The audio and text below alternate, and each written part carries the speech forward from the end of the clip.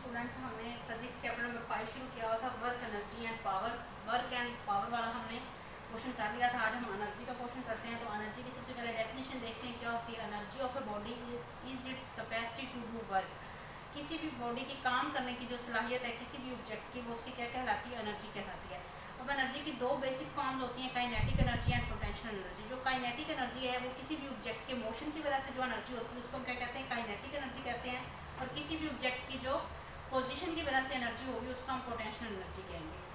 तो यही डेफिनेशन में लिखा हुआ है, kinetic energy is possessed by body due to its motion. किसी भी बॉडी की जो मोशन की वजह से एनर्जी होगी उसको हम क्या कहेंगे, काइनेटिक एनर्जी कहेंगे। अब इसकी एग्जांपल्स में हम moving car, moving cycle, football, motion में ये सारी क्या है, काइनेटिक एनर्जी की एग्जांपल है।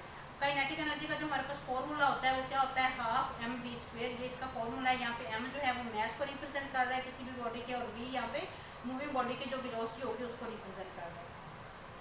नेक्स्ट हमारे पास पोटेंशियल एनर्जी। पोटेंशियल एनर्जी क्या है, किसी भी बॉडी की जो एनर्जी होगी उसकी पोजीशन की वजह से उसको हम क्या कहेंगे, पोटेंशियल एनर्जी कहेंगे।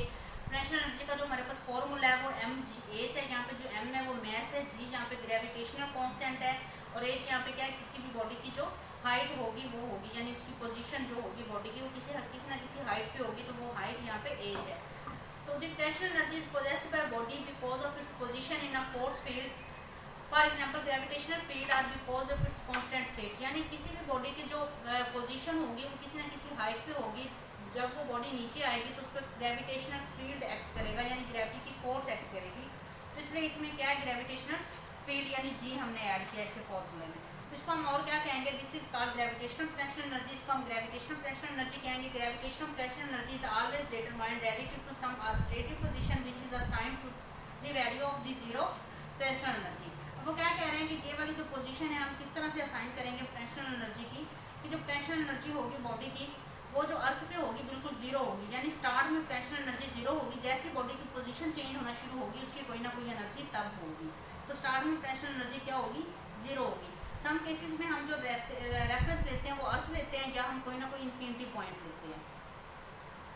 तो इसकी एग्जांपल्स जो थी पोटेंशियल एनर्जी की, मूविंग कार, मूविंग साइकिल और फुटबॉल वगैरह थी। और एग्जांपल जो है पोटेंशियल एनर्जी की वो क्या है, स्काई डाइवर है, जो कि जंप करते हैं एयरप्लेन से। जब वो जंप करते हैं तो वो कोई ना कोई अपनी पोजीशन सेट करके उसके बाद वो हाइट से नीचे की तरफ जंप करते हैं। या कोई रबर बैंड होता है, हम उसको अपने दोनों फिंगर्स के दरमियान रख के उसको स्ट्रेच करते हैं, तो उसके हम क्या करते हैं, पोजीशन चेंज कर रहे होते हैं। तो ये डिफरेंट क्या है एग्जांपल्स हैं। वाटर जो है वो डैम में होता है तो वो किसी न किसी हाइट पे होता है, तो उसमें भी क्या होती है, पोटेंशियल एनर्जी होती है। उसके अलावा जो बैटरीज के अंदर होती है वो भी क्या होती है, पोटेंशियल एनर्जी होती है।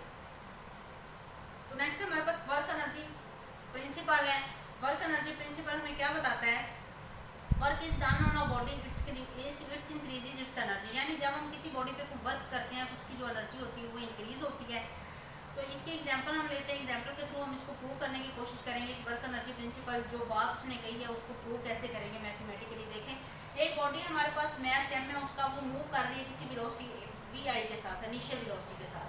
अब हम क्या करते हैं, उस पर कोई ना कोई फोर्स लगाते हैं। जब हम फोर्स लगाएंगे तो वो बॉडी कुछ ना कुछ डिस्टेंस कवर करेगी, उसको हम d का नाम देते हैं, और उसकी वेलोसिटी तब क्या हो जाएगी, vf हो जाएगी। तो यहाँ पे हम third equation of motion use करते हैं, 2ad vf square minus vi square. यहाँ से अब आप क्या करेंगे, d को एक साइड पे कर लेंगे, हाफ 1/2 को उधर जाके डिवाइड कर देंगे, vf square minus vi square. अब हम क्या लेते हैं, सेकंड लॉ ऑफ मोशन लेते हैं, f is equal to m में। अब दोनों इक्वेशंस को हम क्या करेंगे, मल्टीप्लाई करेंगे, fd is equal to half m vf square minus vi square. अब m को अंदर मल्टीप्लाई कर दें तो fd half m v square vf square minus half m vi square आ जाएगा। ये हमारे पास क्या है, तो फोर्स और डिस्टेंस का जो प्रोडक्ट है वो हमारे पास किसके इक्वल होता है, वर्क के इक्वल होता है। तो वर्क जो है वो किसके इक्वल है, चेंज इन काइनेटिक एनर्जी।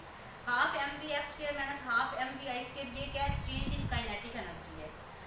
तो देखें जरा, जो इक्वेशन की लेफ्ट हैंड साइड है वो हमें क्या बता रही है, वर्क डन बता रही है, यानी एफ डॉट डी है तो वो क्या होता है, डब्ल्यू के इक्वल होता है। और जो उसकी राइट हैंड साइड है वो हमें बता रही है चेंज इन काइनेटिक एनर्जी। तो वर्क प्रिंसिपल हमें क्या बताता है, work done on a body equals to change in kinetic energy.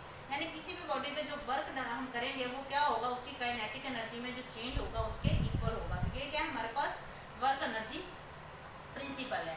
ठीक है, इस चीज़ को हमने प्रूव किया। आज के लिए इतना ही। नेक्स्ट टॉपिक इंशाल्लाह नेक्स्ट लेक्चर में। ओके, अल्लाह।